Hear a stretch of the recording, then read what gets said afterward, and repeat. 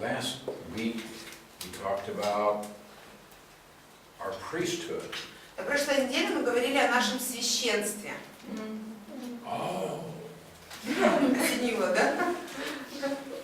Эврика.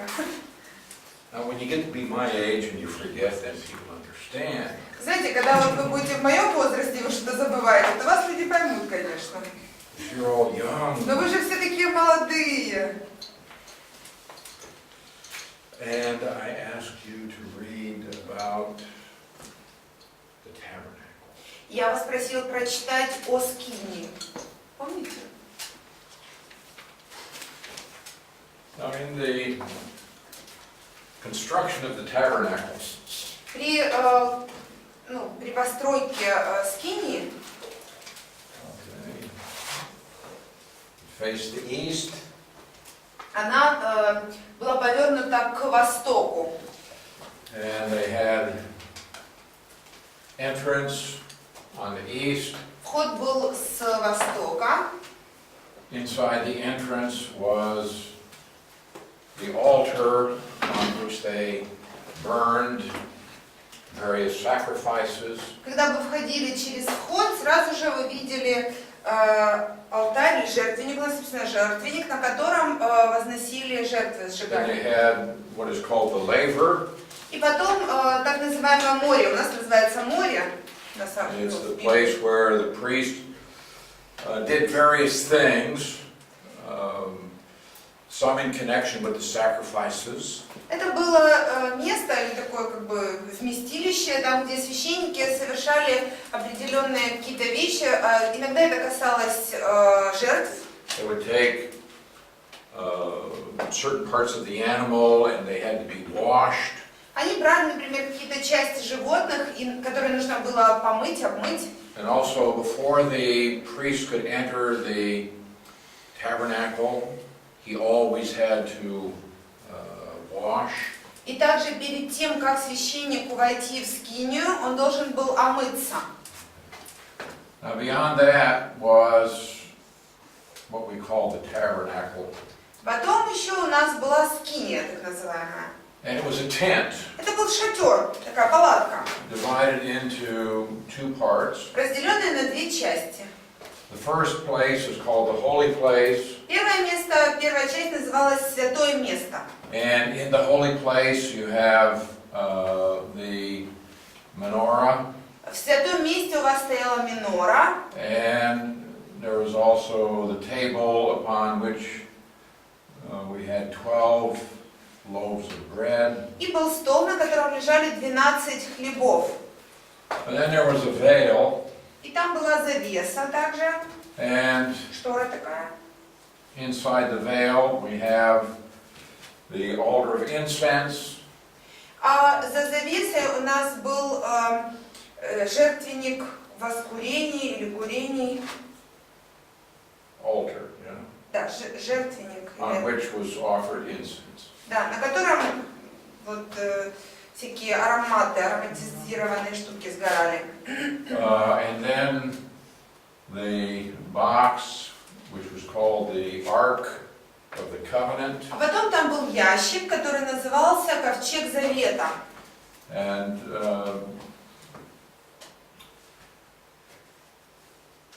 the priest ministered here daily. Священник служил, или служение нес ежедневно вот в той части, в первой. But usual priest could not enter into the most holy place. Но обычный священник не мог войти в святое святых.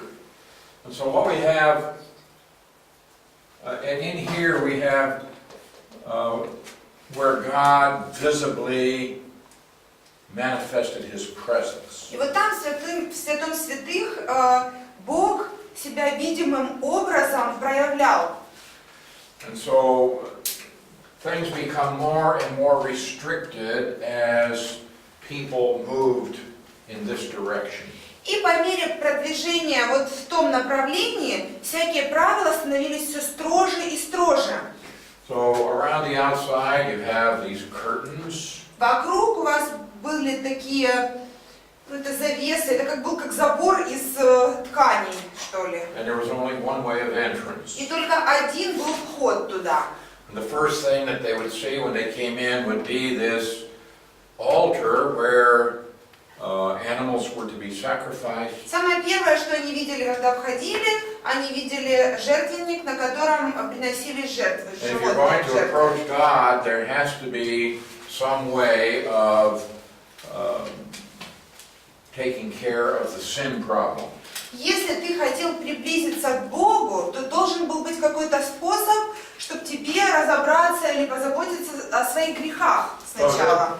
Normal people could come into this courtyard Поэтому обычные люди, в общем, могли войти вот в этот двор первый. through one door. Через одну дверь, через один вход. But only the priests were allowed to enter into the holy place. Но только священникам позволялось войти в святое святых. А нажал туда кнопочку?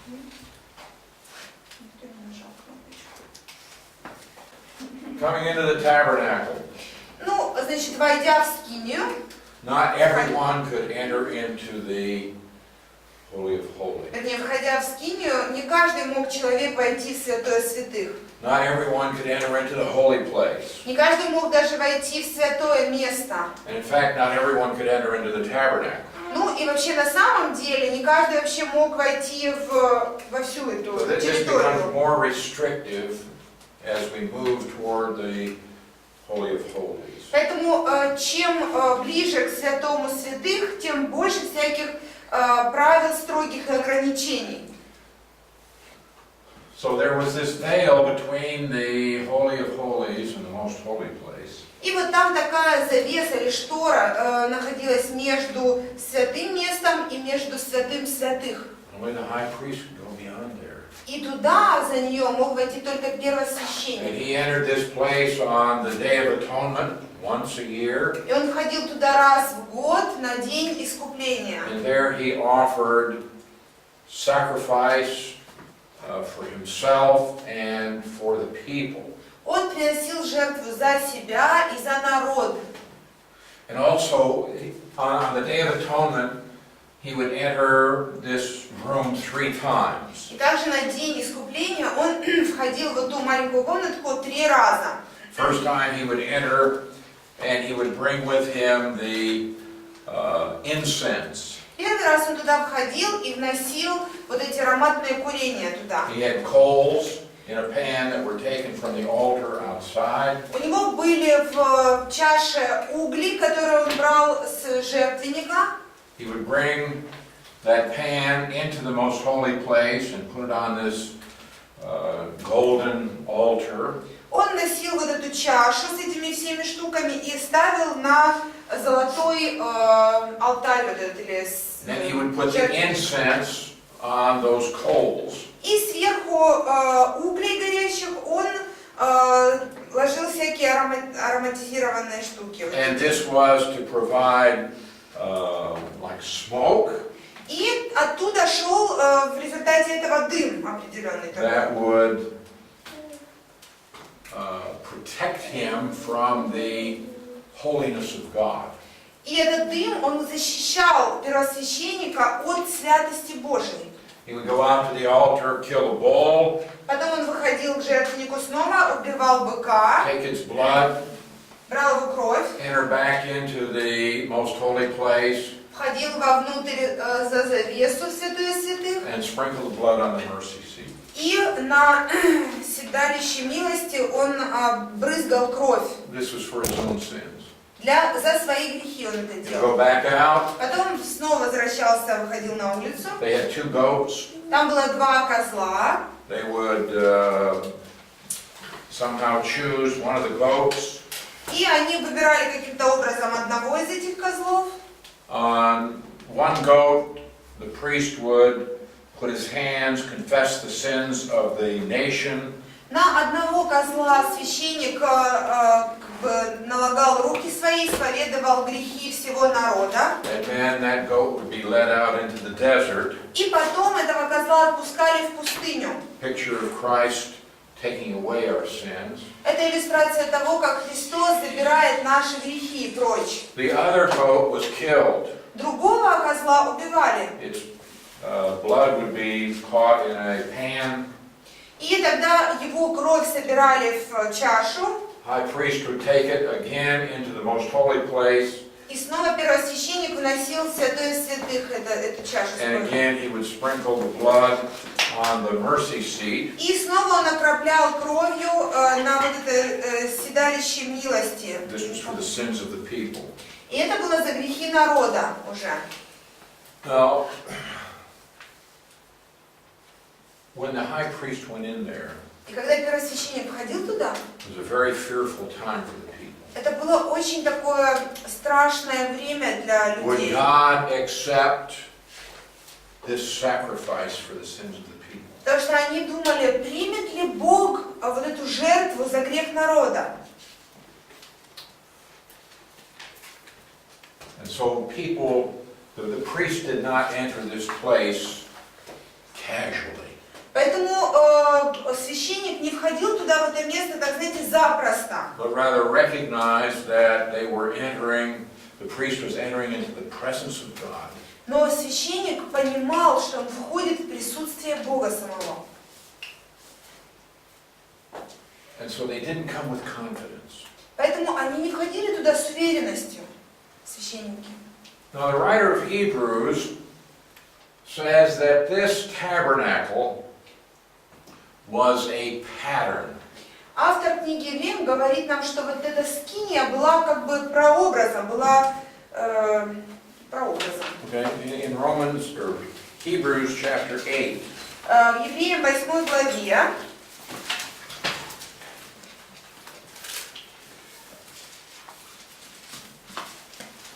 All right, we'll start in verse 1. начнем с 1 стиха.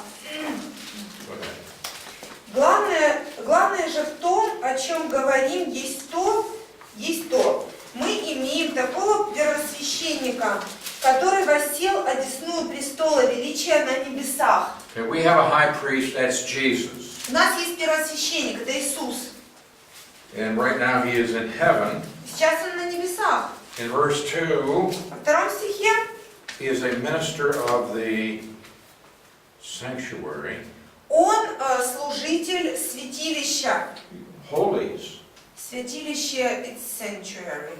Yeah, the Greek word here is literally holies. Вот это святилище, вот оно святейство, я не знаю как на греческом. Or holy places. Святое место какое-то, да, место святости. Ну, у нас святилище так и есть. Слово And святость. the true tabernacle, or the original tabernacle. И в истинную скинию, то есть изначальную скинию. What's your word? У нас истинная, it's true, Okay. truly, Okay. Now this is a tabernacle, it says that the Lord erected and not man. которую воздвиг Господь, а не человек, поставил Господь, а не человек. We're talking about something that is in heaven, something not on earth. Значит, мы говорим с вами о чем-то, что на небесах, а не на земле. The true tabernacle Настоящая, истинная скиния, is located in the heavens. она находится в небесах.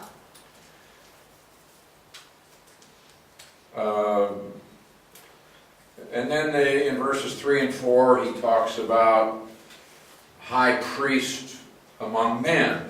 В 3-4 стихе он говорит о первосвященнике, который среди людей, из людей. But in verse 5 it says, if he were on earth, that is, if Jesus were on earth, he wouldn't be a priest. Wouldn't be a priest. В 5 стихе он говорит, когда... Verse 4, if he were on the earth. Окей. I thought 5, sorry. Значит, если бы он оставался на земле, то не нужны были бы священники. В 4, извините. Jesus did not qualify to be a priest according to the order of Aaron.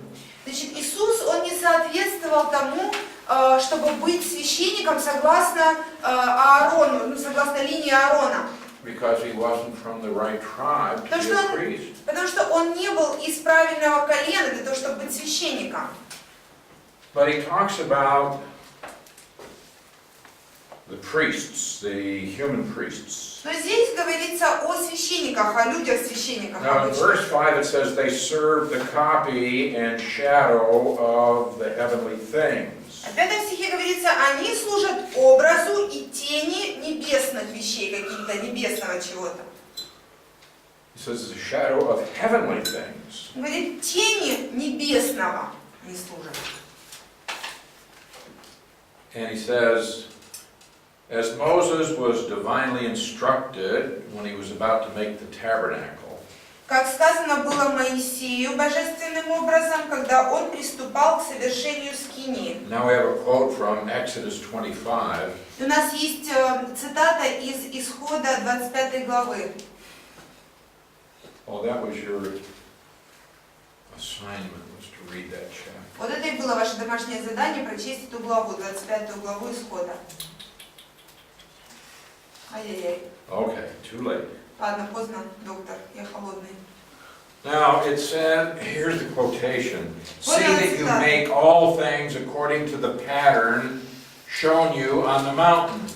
Смотри, сказано, сделай все по образу, показанному тебе на горе. So Moses was shown a blueprint. You know what a blueprint is? Да, калька, как план, что ли. Yeah, for the tabernacle. Значит, Моисею было показан как будто бы план, вот на кальке, если знаете, раньше чертежи, когда делали, как строить скинию. So God had a blueprint and he showed it to Moses. У Бога был такой план нарисован, чертеж, вот, наверное, чертеж лучше сказать, и он показал его Моисею. Now we actually have 3 words in this verse. У нас есть на самом деле 3 слова в этом стихе. Copy. Скопируй. Is that what you have? First word. First we have look. Смотри. No, who serve the copy and shadow of heavenly things. Verse 5. Служат образу и тени небесного. We have образ, боже, как образ будет? Shape or... Okay. Что говоришь, Олег? Может быть, я... It's like a shape of something. Образ. Okay, Image. this Maybe word, image. Image, maybe. image. Образ. Okay. Спасибо. The Greek word here means an outline, Это как план какой-то. a sample, Пример. an example, Пример. and it indicates that we have here. Подобие какое-то. Did you ever see an architect make a model of a building? Вы видели когда-нибудь, как архитектор сначала делает модель здания, которое будет строить? I mean, they make something out of cardboard, and it's kind of a model. Из картона делают такой, значит, домик, это, да, как... Макет, да. Okay. Well, that's the idea with this word. Вот эта идея этого слова, как раз-таки образ. The tabernacle on earth, И скиния на земле, okay, that's like a model of something that's real in heaven. это была как бы модель того, что реальное находится на небесах. Как So макет вот if этот. you saw a little model of a house, Если вы видели этот макет дома, if you said, oh, I would like to live there, вы, ну, вот говорите, например, я хотел бы жить в таком доме. well, you'd have to become very small. Для того, чтобы жить вам в этом доме, надо быть очень маленьким. No, it's just a model. Это всего лишь макет, всего лишь модель. And the writer of Hebrews is saying this tabernacle that was on the earth was just a model of a real tabernacle. И автор книги Евреям говорит, что вот эта скиния на земле, это был как макет настоящей скинии на небесах, которая на небесах. And then he says it's a shadow. И потом говорит, это тень. Shadow, it tells you that there is something real. Тень, она вам говорит о том, что есть что-то реальное там. So if I put up my hand, there's a shadow of my hand. Если я вот так руку поставлю, там будет тень моей руки на стене. But the shadow isn't real. Ну, тень это же нереальная. My hand is. Но рука моя реальная. And so he's saying that this tabernacle is actually just, it's like a shadow that is being cast by the true tabernacle, which is in heaven. Поэтому вот эта скиния, это как будто бы тень, отбрасываемая настоящей, реальной скинией, вот той, которая на небесах. Also, a shadow is something that is temporal. Тень также это что-то такое временное. And then the third word that we have here, Третье слово, которое у нас есть, pattern. Is that what you have it toward the end of the verse there? Make it according to the pattern. We have the same word as the first one. Образ, the same one Oh, in Russian. no, we have a different word here. Ну вот у нас написано в конце 5 стиха «Сделай все по образу», а там другое слово. It's close. Близкое. So it means a pattern, a sketch, a blueprint. Это тоже как чертеж, план, какой-то образ. У нас образ в любом случае. In Hebrews 9:24. Евреям 9:24. У нас тоже образ. Can't read that. Ибо Христос вошел в нерукотворенное святилище, по образу истинного устроенное, но в самое небо, чтобы предстать ныне за нас пред лицо Божье. So here we have the holy places. Здесь святые места, святилища, опять же, у нас. That he didn't enter the holy places made with hands. Он говорит, он не вошел в святилище, сделанное руками человеческими. They are copies of the true. То есть святилище, сделанное по образу истинного, как копия истинного. He has entered into the true tabernacle which is in heaven. Нет, он вошел в истинную, настоящую скинию, которая находится на небесах. All right. Now, we are priests. Мы же с вами священники. And we have the privilege of entering not into a tabernacle made with hands, И у нас есть привилегия входить не в скинию, созданную руками человеческими, but into the true tabernacle which is in heaven. но в истинную скинию, которая на небесах. And we have the privilege not only of entering the courtyard, И у нас не только лишь привилегия войти во двор, we have the privilege not only of entering into the holy place, не только войти в святое место, but we can enter into the very holy of holies itself. но мы можем войти в самое святое святых, вот туда.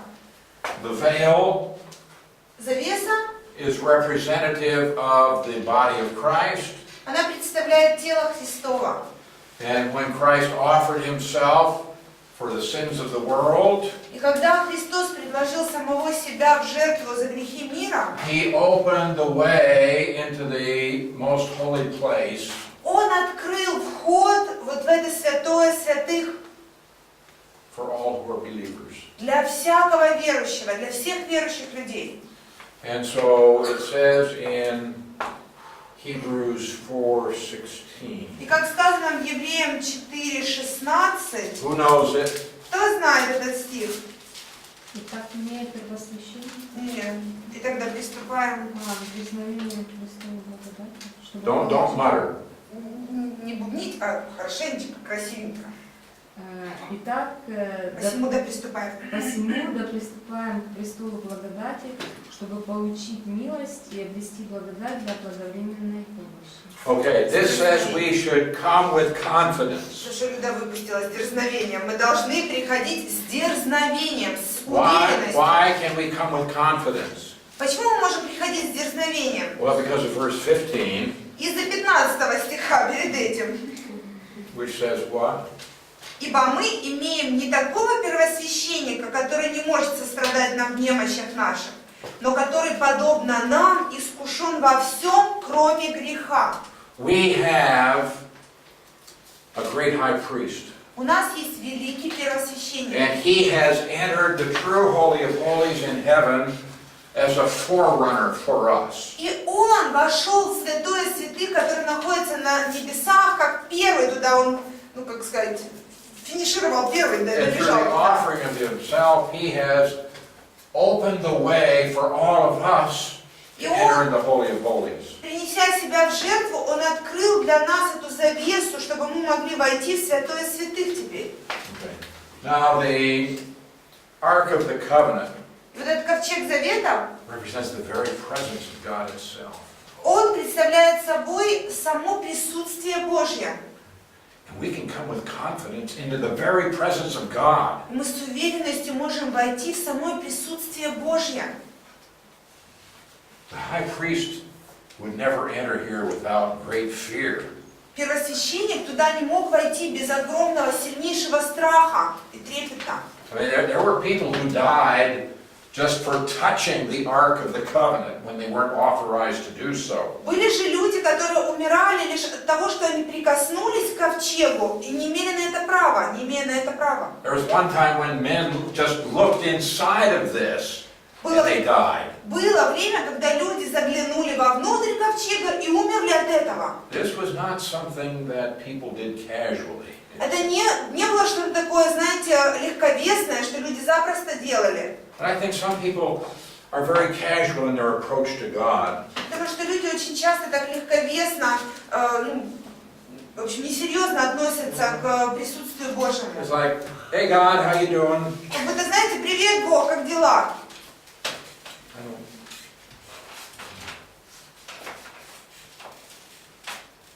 We're talking about coming into the presence of Almighty God. Нет, мы говорим с вами о вхождении в присутствие всемогущего Бога. And we have to take that seriously. Необходимо к этому серьезно But we относиться. can come with confidence because of our great high priest. Но мы можем входить к Нему с уверенностью благодаря нашему первосвященнику. So this, what happened here in this tabernacle, Потому что там происходит в этой скинии? is designed to teach us something about the reality in heaven.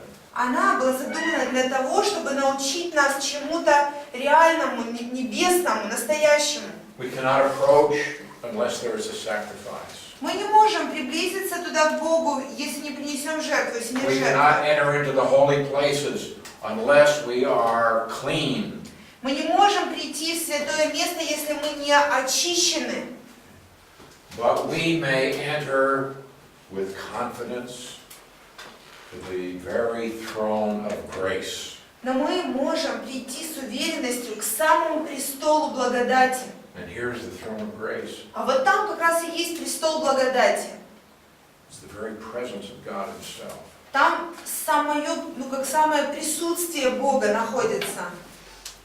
And this is the privilege that we have because we are priests to God. И вот такую привилегию мы имеем, потому что мы священники Богу. Okay, in 1 Peter 2:5, 1 Петра 2:5. 1 Петра 2:5. all right, he has said that Christ is a living stone. Сказано, что Христос камень живой. And in verse 5, he says, you also are living stones. И в 5 стихе также скажет, что и вы живые камни. And we are being built up into a spiritual house. И вы как бы построены, или из вас построен духовный дом. To be a holy priesthood. Для того, чтобы быть духовным священством, вернее, святым священством, извините. See, this privilege of entering into the true Holy of Holies in heaven is something that only a priest can do. Видите, вот эта привилегия войти в святое святых дана только лишь священнику. Just as only the priest could enter into the holy place, Точно так же, как в святое святых мог входить только первосвященник, you are a priest, в святое место, извините, а вы священник. and we are called here a holy priesthood. И мы названы здесь святым священством. Now, this priesthood is not related to anything connected with the first birth. И это священство никоим образом не связано с первородством. Under the Levitical priesthood, it was related to human birth. Потому что в левитском священстве вообще священнические должности были связаны с рождением. Our priesthood is totally unrelated to the first birth. Вообще, извините, sorry. Не к первородству, извините, а просто к физическому нашему рождению, в какой семье мы родились. Наше же священство никак не связано с нашим рождением физическим. Our priesthood is related entirely to the second birth. Наше священство, оно полностью связано с нашим вторым рождением. And so we are a holy priesthood. Мы с вами святое священство. And we saw last time in Revelation 1:6. Мы видели в прошлый раз в Откровении 1:6. Also there we are all priests. Итак, мы все священники. In the church, every believer is a priest. В церкви каждый верующий священник. Male, female, young, old. Мужчина, женщина, молодой, старый человек. Doesn't matter. Every believer is a priest. Неважно, любой верующий священник. Including you children. Включая детей. Okay. If you believe in Jesus, you're a priest. Если вы верите в Иисуса, значит вы священник. And the priest is to offer up spiritual sacrifices. И священник должен приносить духовные жертвы. Not animal sacrifices, Не жертвы животных, but spiritual. но духовные жертвы. We talked about this last time. There are various kinds of spiritual sacrifices that we can offer. В прошлый раз мы говорили об этом. Есть много всяких духовных жертв, которые мы можем приносить. And they are acceptable to God through Jesus Christ. И они приемлемыми становятся для Бога через Иисуса Христа. Now, under the Old Testament law, the sacrifices were acceptable on the basis of physical characteristics. По закону Моисея жертвы становились соответствующими согласно их физическим характеристикам. They had to be without defect. Они должны были быть без дефектов In всяких. some cases, they had to be a male. В некоторых случаях они должны были быть мужского рода. In some cases, they had to be less than a year old. Иногда они должны были быть, например, моложе 1 года. And so, in some cases, they had to be a particular color. Иногда требовался определенный цвет животного. And so, those sacrifices had to meet certain standards to be acceptable to God. Поэтому вот эти жертвы, они должны были соответствовать определенным стандартам для того, чтобы Бог принял их. So it was all about the overt, the outside. Поэтому все это было связано с внешними характеристиками, с внешностью. Our sacrifices Наши же жертвы are spiritual. духовные. And it's not the outward that is important here. И не внешняя сторона, так сказать, не внешняя часть здесь важна. But rather they are acceptable to God only through Jesus Christ. Но эти жертвы приемлемы Богом только из-за Иисуса Христа, через Иисуса Христа. I think too often we want to make some sacrifice and give it to God. Я думаю, что иногда нам хочется какую-то жертву сделать и пожертвовать ее Богу. And there is no thought about our relationship to Christ as we offer it. И принося эту жертву, мы как-то не думаем, какая связь между ней и Иисусом Христом вообще. Как это связано? We ought to think about the sacrifices that we bring. Мы должны думать о тех жертвах, которые мы возносим Богу. According to Romans 12:1, the sacrifice that we bring has to be holy. Согласно Римлянам 12:1, жертва должна быть святой. God can't accept that which is unholy. Бог ничто не святое не может принять. So it needs to be something that's set apart unto God. Значит, это должно быть что-то отделенное для Бога. So it's acceptable only through Jesus Christ, which means you must be a believer. И это все это будет принято только через Иисуса Христа. Это означает, что вы должны быть верующим. And we must also be sanctified in our experience. И также в своем жизненном опыте, в жизни вы должны быть святы. Be in fellowship with Jesus Christ. То есть находиться в общении с Иисусом Христом. But Peter goes on in verse 6, and he's going to quote another verse from the Old Testament. Петр продолжает в 6 стихе и дает еще одну цитату из Ветхого Завета.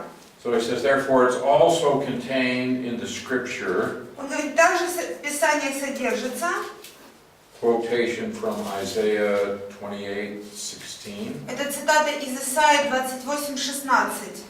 Behold, I lay in Zion a chief cornerstone, elect and precious. Вот, я полагаю в Сионе камень краеугольный, избранный, драгоценный. In verse 4, Peter had already talked about Jesus. В 4 стихе Петр уже говорит об Иисусе, Where it says that Jesus was chosen by God and precious. Он говорит, что Иисус был избран Богом, и Он был драгоценным. Right, now he quotes this verse from Isaiah. А здесь он цитирует из Исаии. And it's God the Father who lays this cornerstone in Israel. Он говорит о том, что Бог Отец закладывает этот краеугольный камень в Израиле. Okay, in Isaiah, the references to the foundation of spiritual truth, spiritual life. В Исаии там, значит, ссылка идет на духовную истину, на духовную жизнь. In Ephesians 2:20, the Apostle Paul uses the same word. В Ефесянам 2:20 апостол Павел использует то же слово, Where he's called the chief cornerstone. где он говорит, что это краеугольный камень, главный краеугольный камень. So in Isaiah, the metaphor is a foundation stone. В Исаии здесь метафора такая, что это камень, который в основании лежит. And Peter and Paul make it the primary foundation stone of the structure. А Петр и Павел в основном делают акцент на том, что это основной камень в фундаменте, в основании здания, это будет главный камень. This would be the most important stone. Это будет самый важный камень. It was put down first. Его сначала устанавливали. It would be something that was absolutely square. Он был абсолютно квадратным, And прямоугольным. plumb, straight up and Да, down. то есть он был как гладким, ровным. Because everything else in the building is going to be related to this chief cornerstone. Потому что все остальное здание, оно должно было приравниваться к этому камню, по нем как бы все равняли. And so if your stone is not square, Поэтому если камень не четко прямоугольный или там квадратный, then you might have a building that it's not going to be square. то здание будет косое, оно будет, знаете, так расходиться. Ну, представляете себе, So конечно. you're going to end up with some building that Появится у вас здание вот такое какое-нибудь. strange shape. Очень странной формы. Also, this stone Также этот камень, must be plumb, он должен, straight up and down. он должен быть, не знаю, ровный, я так понимаю. Otherwise, the wall may, Вертикально ровный, да, будет? yeah, otherwise the wall may lean in or out. Ну да, но в том-то и дело, что он должен быть ровный вверх, получается, иначе стена будет нагнутая, если по нему мерять. And nothing fits together. И ничего потом не совпадет, стены не состыкуются между собой. So the chief cornerstone, Поэтому вот этот главный краеугольный камень, they took very special care to make this stone absolutely perfect. они очень особенно заботились о том, чтобы этот камень был идеальный. All right, now, it's God the Father here. He says, I am laying a cornerstone. И здесь Бог, Отец сам говорит, я полагаю камень краеугольный в 6 стихе. And it's a cornerstone, but it's called the chief cornerstone. Этот краеугольный у нас не написано, у них главный, вот это главный, we have just cornerstone, but without chief. Ладно, значит, камень главный этот должен быть краеугольный. And the stone is Jesus Christ. И этот камень Иисус Христос. He is perfect.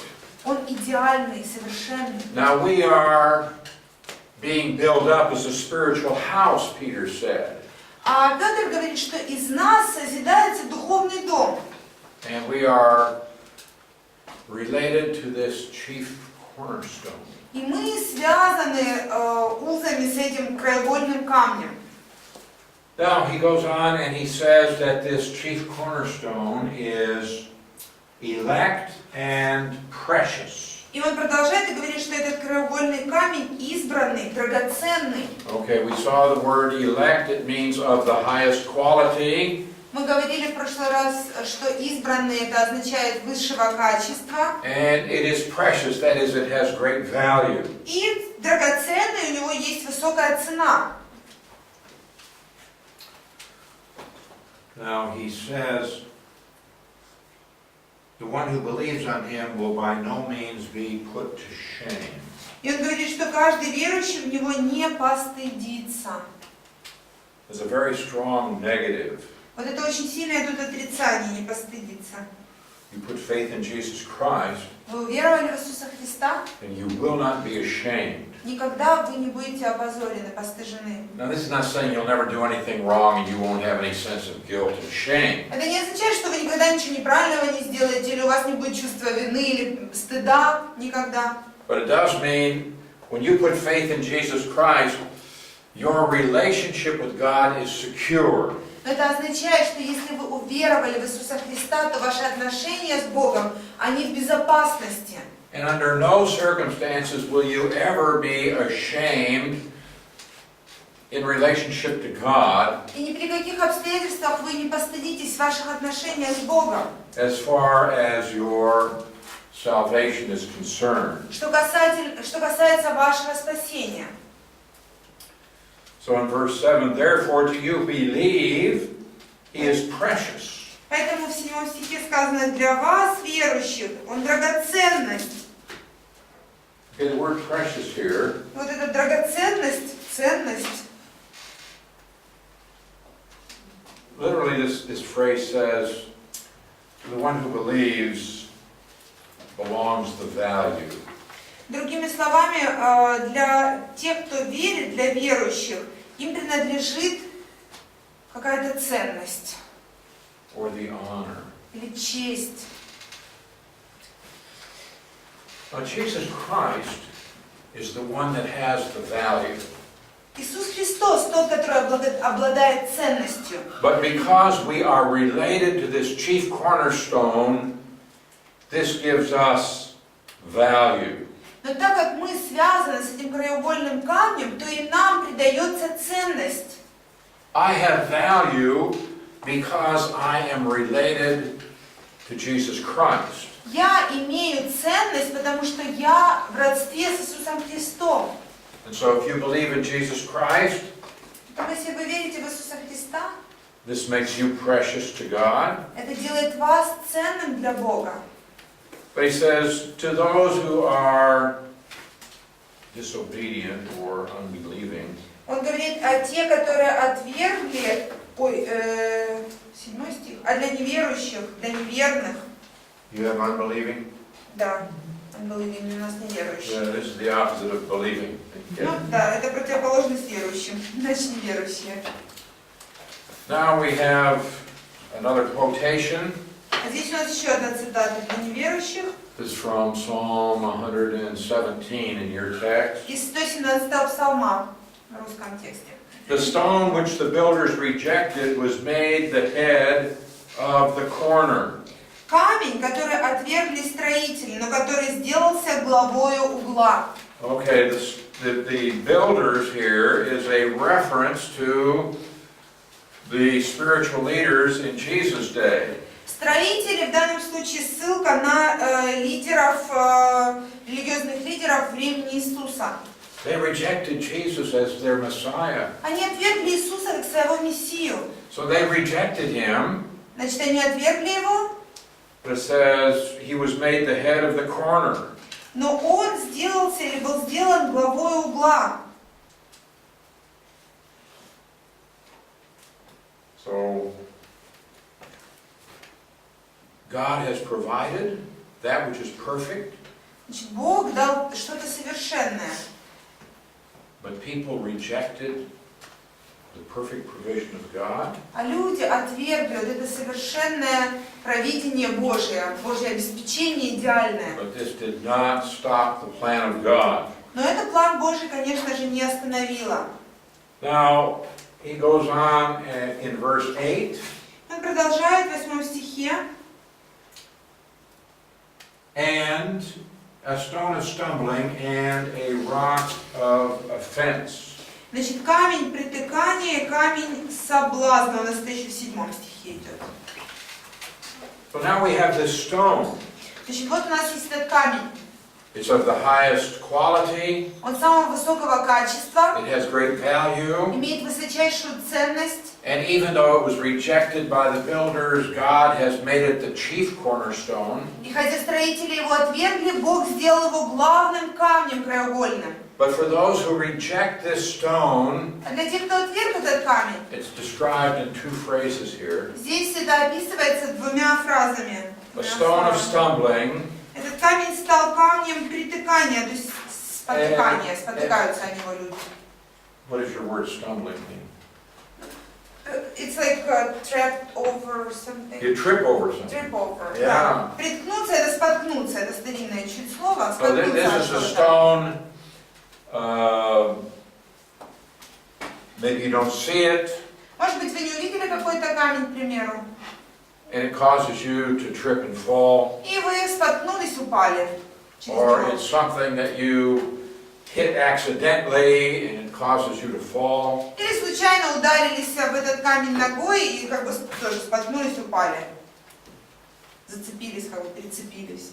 And there are many people who trip over Jesus. И есть так много людей, которые споткнулись через Иисуса.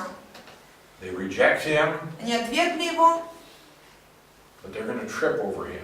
но они споткнутся и упадут.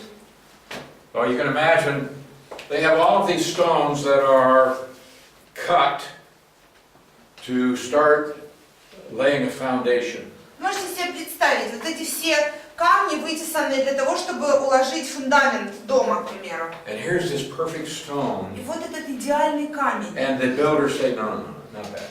А строители говорят, нет, вот этот не годится. It's there, Нет, он там but they есть, reject it. но они его отвергли. But then they're going to turn around Потом они повернутся and they're going to fall over и it. споткнутся через него, вот как The будто very знаете, stone that they rejected is now going to cause them to fall. тот самый камень, который они отвергли, откинули, они через него же споткнутся и упадут. And it's also called a rock of offense. И также назван камнем соблазна. What is sablab? It's something that tempts Tempts you. Мгм. Соблазняет у нас как на искушение, да? I'll show you the word here. You'll know this word. А вот это слово, я знаю, да. Мгм. Скандалон, Yeah. соблазн вот этот.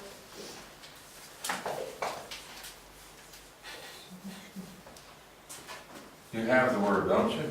У нас есть скандал, да, слово? This is a word, it was used for a trap. Это слово использовалось для ловушки какой-то.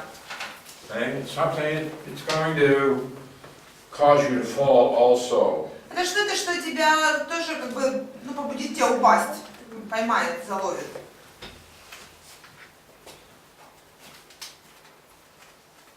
The very thing that people reject.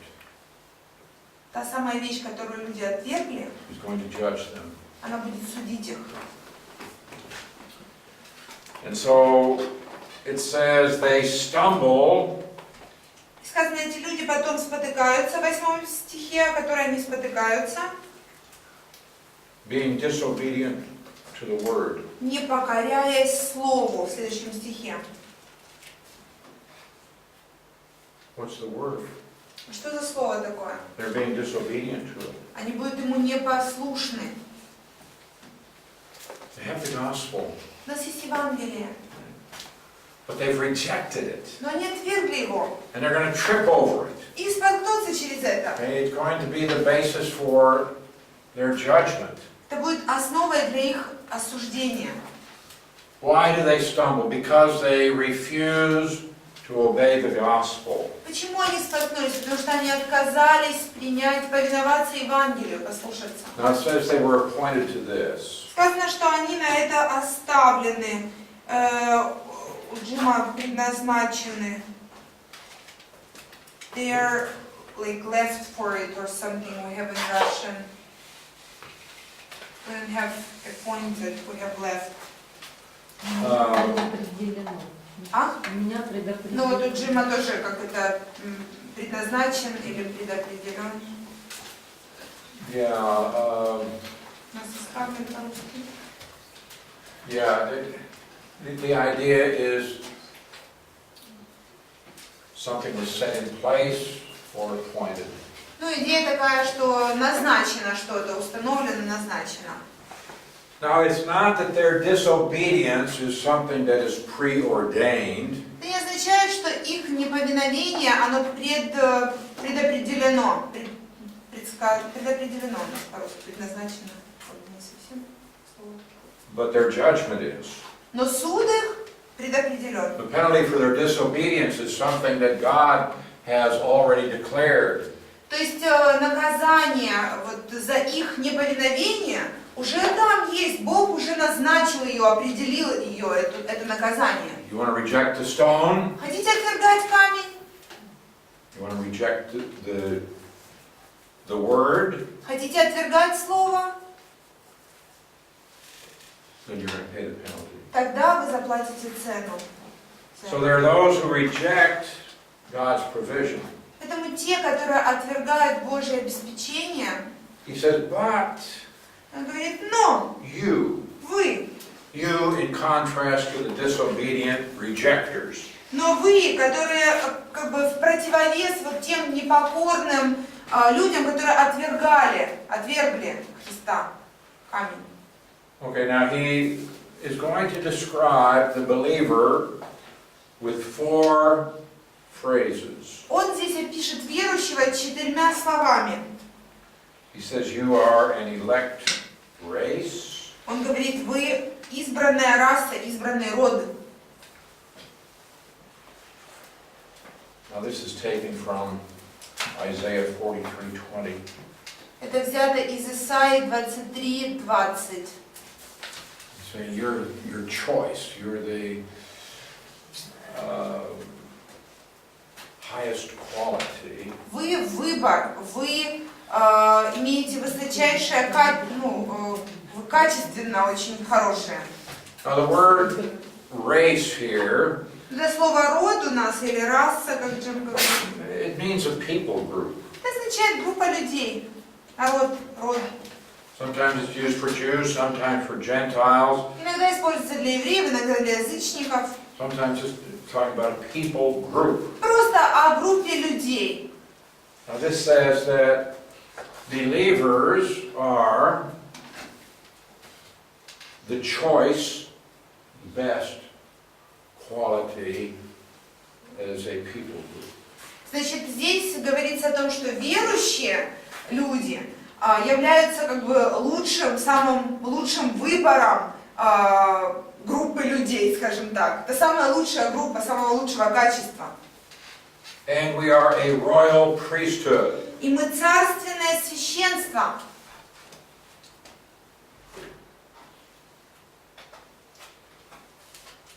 We are a priesthood. Мы священство. Now the highest official under Judaism was the high priest. Было в иудаизме самое высокое, что ли, положение, это были священники, первосвященники, вернее, занимали самую But what does высочайшую the должность. Bible call the officers in the church? А как Бог называет служителей церкви? Priest? Священники? No. Нет. High priest? Первосвященники? No. Нет. Pope? Папы? No. Нет. What do we have? We have elders. У нас есть старейшины, We have bishops. епископы. Да? But every believer is a priest. Но каждый верующий является священником. I can remember when we first came here, and I was teaching that every believer is a priest, and some people were shocked or offended by this. Я помню, когда мы только приехали сюда, и я учила о том, что каждый верующий является священником. Некоторые люди были просто в шоке, а некоторые оскорбились очень сильно. And I put a sign on my door that said "Священник." Я повесила на своей двери такую табличку «Священник» себе.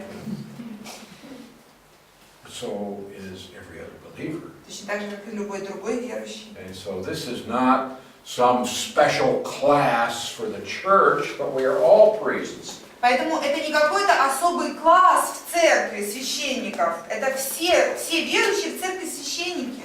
And we are called a royal priesthood. И мы называемся царственным священством. Question. Вопрос. Was Aaron a royal priest? Aaron. Аарон был священником. A royal priest? Был ли он царственным священником, Аарон? No. Нет. He wasn't related to royalty. Он никак не был связан с царским родом.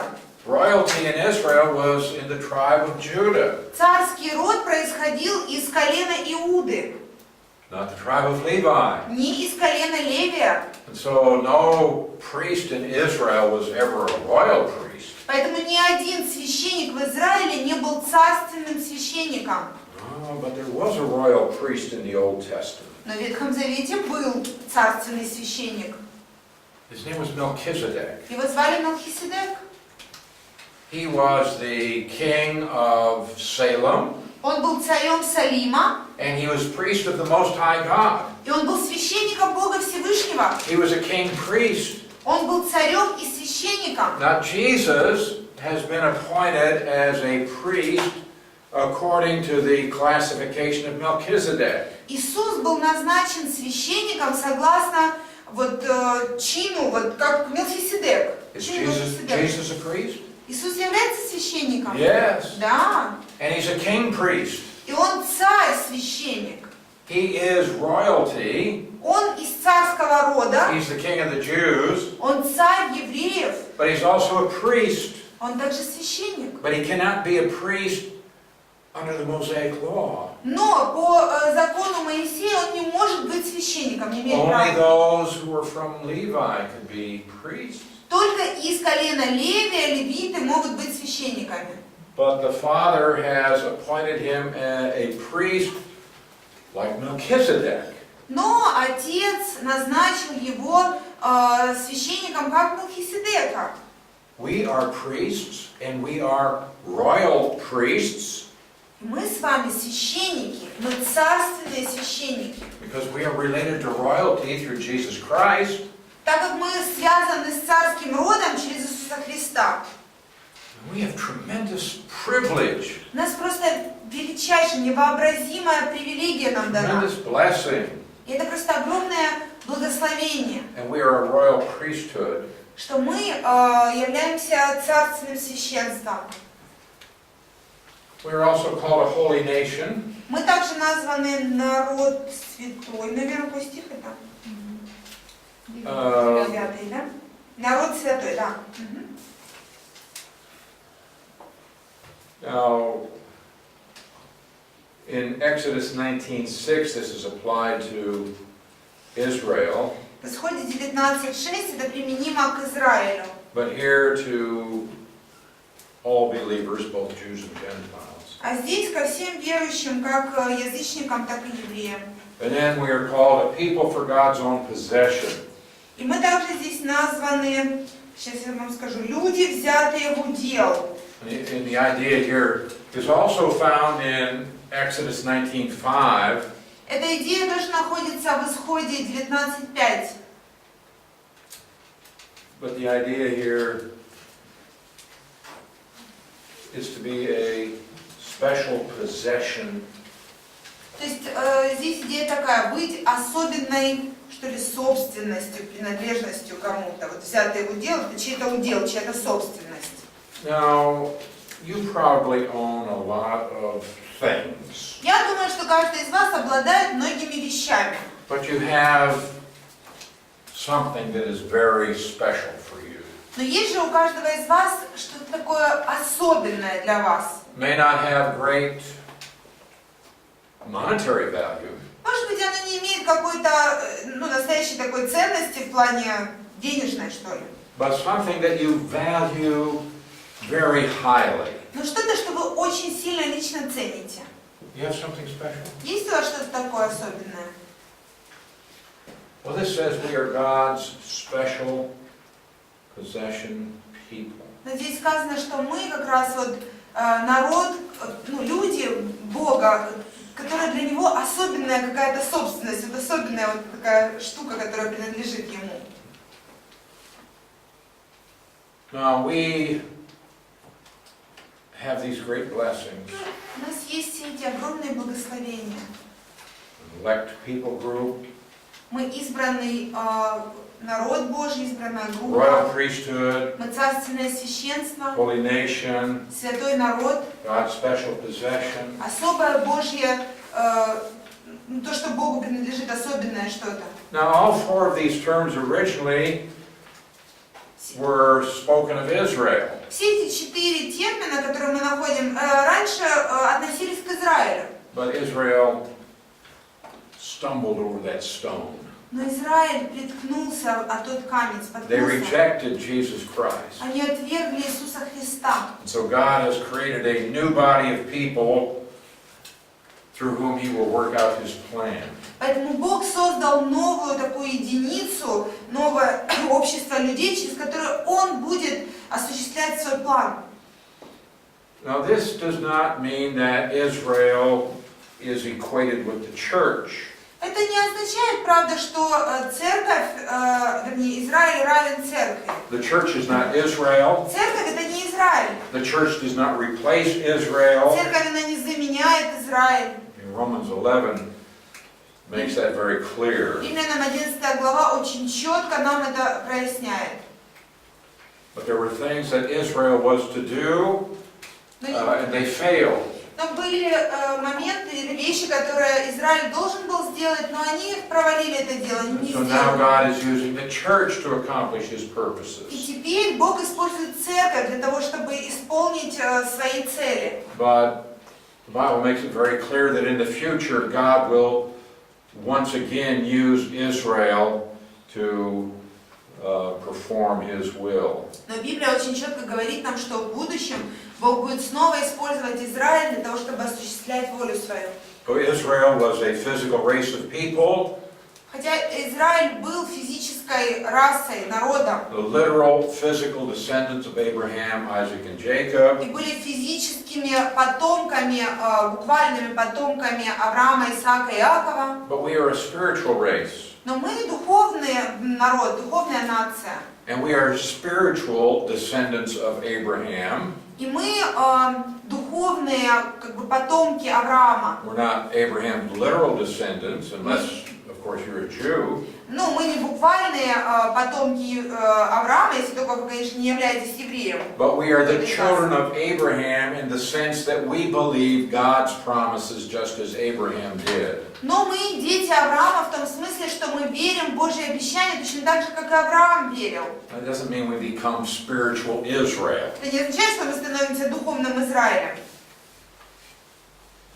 But in a sense, Abraham is our spiritual father. Но в каком-то смысле Авраам является нашим духовным отцом. Because Abraham believed in the Lord, and righteousness was imputed to him. Потому что Авраам поверил Богу, и праведность была ему вменена. And we follow that same pattern. И мы такому же примеру примеру следуем. And so he is our Father in that sense. Поэтому в этом смысле Он является нашим Отцом.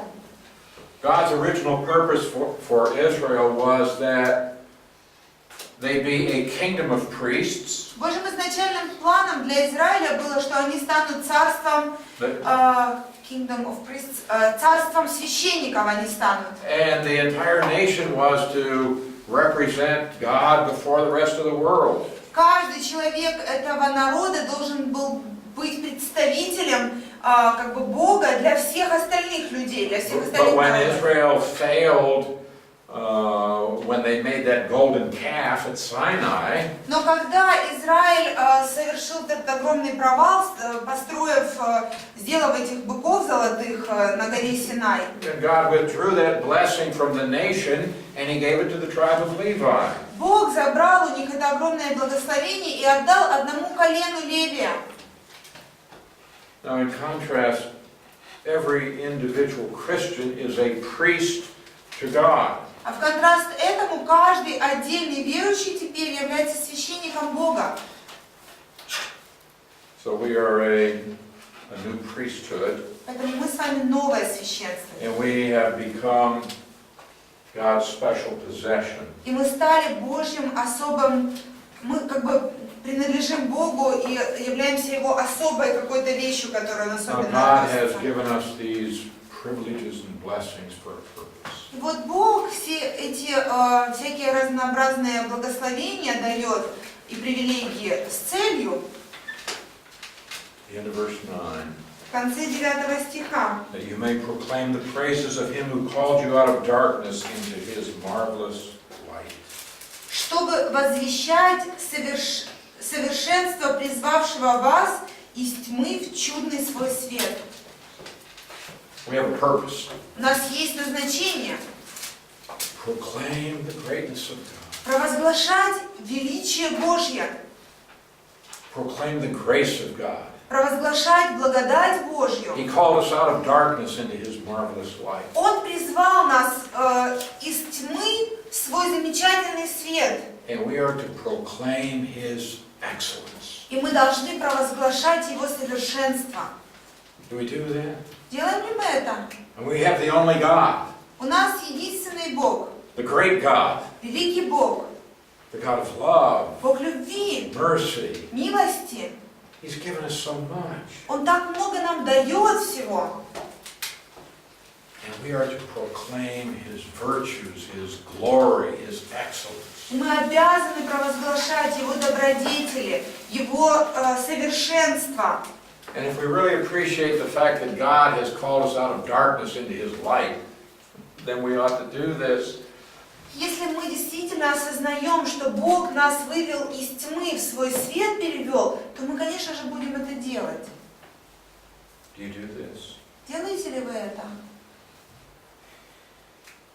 Maybe you should think about how you can do this. Может, вы должны подумать о том, как вы можете это делать. Realize we're here for a purpose. Вот поймите, мы здесь с какой-то целью находимся. Not to gratify ourselves, Не для себя, не для своих собственных удовольствий, but to proclaim excellencies of God. но провозглашать совершенство Божье, To fulfill His purposes. исполнять Его предназначение. And here's where we find meaning and purpose in life. И вот именно здесь мы и находим смысл и наполненность жизни. And this is the basis for our peace and joy. И это основание для нашей радости и мира.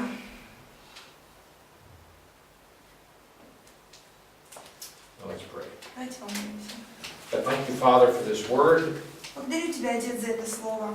I thank you that you have entrusted us with such great privilege. Благодарю Тебя за то, что Ты доверил нам такую привилегию, You have qualified every one of us to be a priest, что Ты посчитал нас достойными быть священниками, so we can serve you, что мы могли служить Тебе, we can represent others before you. могли представлять других людей перед Тобой. I thank you that we can come with confidence into your very presence. Благодарю Тебя за то, что мы можем приходить с уверенностью в Твое присутствие. I pray that we might understand these things and learn to appreciate them. Молюсь, чтобы мы могли это понять, научились ценить это.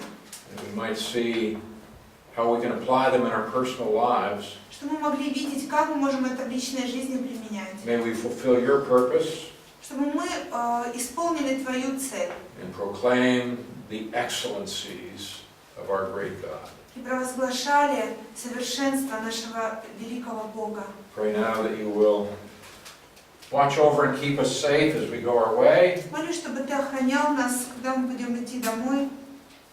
I pray that through your mercy we might gather again together to study your word. И чтобы по милости Твоей мы снова могли собраться вместе, изучать Слово Твое. We ask all these things in Jesus' name. Мы просим об этом все во имя Иисуса. Amen. Аминь.